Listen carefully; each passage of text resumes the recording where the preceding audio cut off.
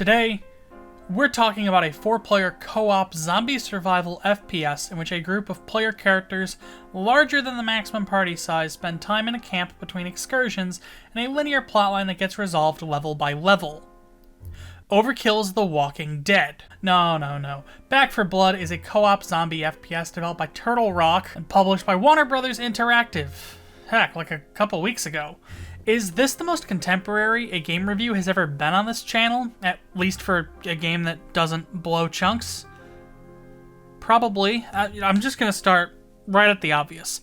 Turtle Rock made Left 4 Dead, and they're very clearly aware that Valve hasn't done anything with the property in nearly a decade, aside from release Coldstream and Last Stand, which were community maps. You play as one of 8 cleaners, operatives who wipe out parasitic zombie-like monsters known as the Ridden. Armed with a starting weapon and a melee, it is your task to get whacking and gunning as you make your way from safe zone to safe zone. And when you make it, you stock back up and away you go, killing again, until it's over. It's easiest to talk about Back 4 Blood in the ways it differs from Left 4 Dead. For starters, there are no weapon tiers anymore. While yes, there are sniper rifles with more powerful shots and fully automatic shotguns, they come at the cost of other stats. The Remington 870 is a powerful shotgun, but it's pump action. The M4 Super 90 is faster, but with a reduced capacity, and the AA-12 is fully automatic and drum-fed, but with low damage. So if you want a better weapon, you have to track down mods for it, or just simply find a better rarity version of the weapon you're already using. So Back 4 Blood has kind of like a looter-shooter-ish mechanic to it. It's not quite a looter-shooter. But as you play, you find better weapons and better mods scattered throughout the campaign and assigned to various rarities. The more rare a weapon or mod, the better its effects are on its stats, or the better the stats are in general. A better stock absorbs more recoil, a better suppressor has a smaller chance of alerting the Ridden, a better sight gives you more accuracy. With the random mods to augment base weapons in mind, it's worth mentioning that you have skills in the form of up to 15 cards you equip as you play a session. You start with 3 and add 1 with each completed mission, but you can also find or purchase more as you explore the maps. I'll touch on the purchasing stuff in a second, but Back 4 Blood is effectively a light deck builder FPS. But with the cards you equip, the AI director will throw corruption cards into your pool, which will add things like more powerful zombies, new opportunities to summon hordes, challenges you have to complete for bonus money, and the snitch. On top of finding weapons, mods, and supplies on your journey, you'll also find copper coins, which you cash in at the safe house. I don't know what purpose the post-apocalypse world would have for copper coins, even if they just seem to be an analog for regular spare change, given the jukeboxes take copper. But you pull them together as a group and spend them on new weapons, mods, and the like at the safe house. Or you can spend a ton at once to get an upgrade to your team carrying capacity or effectiveness for a certain kind of item for the rest of the session. The progression systems are all pretty nice, but only start feeling good if you play like a 2 or 3 hour session or you're halfway through the campaign, when you can build up all of these perks and bonuses to feel really powerful, but also kind of on the verge of still crashing and burning given all of the corruption cards you're dealing with. In quick play, where maps are only a few levels long, they feel so inconsequential that it almost just makes me ask why they bothered, as they reset when a session ends. And in a quick play game, you might only have 2 or 3 shops to stop by, and your odds of finding good quality mods and weapons just isn't that great. It seems like an unnecessary complication to the underlying formula of Left 4 Dead that Back 4 Blood is copying. It feels fine in the campaign, but when it comes to playing the quick play, just the individual campaigns, I just don't know if it's a good system then. And it almost feels like it should have been 2 different systems, if that makes sense. Left 4 Dead and Back 4 Blood are shockingly similar. Big surprise, they're both made by Turtle Rock, but so much of Back 4 Blood's identity, even its name, is just that of Left 4 Dead in hindsight. The game openly and actively rides the coattails of the Valve-published FPSs, and as a result, it doesn't have a lot of its own identity. The underlying gameplay gestalts are identical, the thematic elements are identical, even small details like graffiti in the safe rooms and the music-centric crescendo events are essentially the same, but without a lot of the underlying charm of the Valve titles. The survivors in Left 4 Dead feel like regular, generic people, but with tidbits of their life and personality attached to them in realistic ways.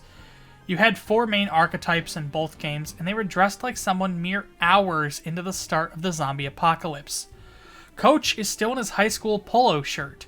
Lewis is in a dress shirt and tie as if he lost the corresponding suit jacket that would have gone with. And the only character ostensibly dressed up in this apocalypse is Bill, and it's only because he had the time to get home and grab his fatigues, being so close to effectively what might have been patient zero. Everyone just feels like a real person, pulled off the streets and thrown into this unfortunate scenario. And while that's not to say Back 4 Blood's characters are all suited up like it's Overwatch, they feel a little more artificial, like these are what a fashion magazine would think the apocalypse would look like. The cast feels a lot younger and trendier and more smug, with a lot more wisecracking happening between characters and a lot of gloves, bandanas, and tactical jackets tied around waists. That's not to say I don't like Holly, but she feels like someone writing a teen or young 20-something, whereas Zoe and Lewis felt more like actual 20-somethings. Bill and Coach, and even to some extent, Francis and Rochelle, feel more like middle-aged people trying to help out where they can. Whereas Mom just kind of feels like a character Jamie Lee Curtis would play in a zombie apocalypse film. This kind of feeling of inauthenticity even carries into the graffiti. Not unlike that in ancient Greece and Rome, the Sharpie and spray paint scrawlings in Left 4 Dead were often about unrelated topics, or were just quarreling with one another about menial issues. In Back 4 Blood, some of that does exist, but the vast majority of it is hopelessness about the ridden. The game just lacks a certain sense of humor and levity, and with it, a sense of reality that Left 4 Dead lives on. And that's not even getting into the fact that each player character has different stats and bonuses. So it's not about who you want to play as an aesthetic choice, but what suits the meta instead. It's not about which tier 2 weapon you like the most, but rather how good your deck is. While it copies the gameplay that made Left 4 Dead a massive casual FPS success and one of the most genre-defining shooters to date, it doesn't copy that casual charm of the original game or the elements that made Left 4 Dead so successful. As a result, I struggle to call it a game like Left 4 Dead. It's as inspired by Left 4 Dead as any other co-op shooter on the market. And this might sound a bit dumb and nitpicky, but the thing that drove me up the wall the most was the single player. Look, this is a $60 game, and my friends and I are all effectively broke at the moment. I don't play online pubs after the incident, so I play solo. But as a result, I don't get supplied points for new cards, I don't get achievements, and I can't play as the other 4 cleaners, who, as previously expressed, have their own innate perks and traits. I would need to replay all of Act 1, or maybe just the Act 1 finale, in order to unlock them. And I'm sorry, but between the few friends I've got and our out-of-whack work schedules, getting even 2 of us to play through this game, even if it is just a 6-hour campaign, is going to be next to impossible for quite a while. And while I could probably tolerate a recruit-level pub, we only ever played Left 4 Dead together as a group of friends, or in solo. It was a game where we enjoyed the camaraderie of us together just as much as we enjoyed the game itself. And the game is already so lacking in camaraderie, lacking in cohesion and reality within its own world and its gameplay mechanics, that it's hard to feel like Back 4 Blood recaptures the spark of Left 4 Dead the way it had been sold to us for so much of Back 4 Blood's development history. I think ultimately Back 4 Blood is fine, but you can't play this like Left 4 Dead. You gotta treat this really as its own quasi-roguelike beast taking cues from Left 4 Dead. And then you have a decent game. It's absolutely an above-average title, and has me actually a little hopeful about co-op FPSs again after the incident. But it's not really in a way that had me going, wow, Back 4 Blood will revive co-op FPSs. But more, I think people who play Back 4 Blood will find themselves reminiscing about past co-op FPSs they played and looking to go back to them. If nothing else, then at least for the nostalgia trip of it all. If you're looking for a co-op shooter, then I'm sorry. Deep Rock Galactic or Left 4 Dead or The Incident are cheaper, and you'll have a lot more fun with them. but if you already own all of those games and you aren't averse to a weird half step between them, then Back 4 Blood exists and at the very least is worth a cursory glance or two. I don't hate the game, it just feels like it was pushed as the wrong thing and for that was blown out of the water by its own expectation.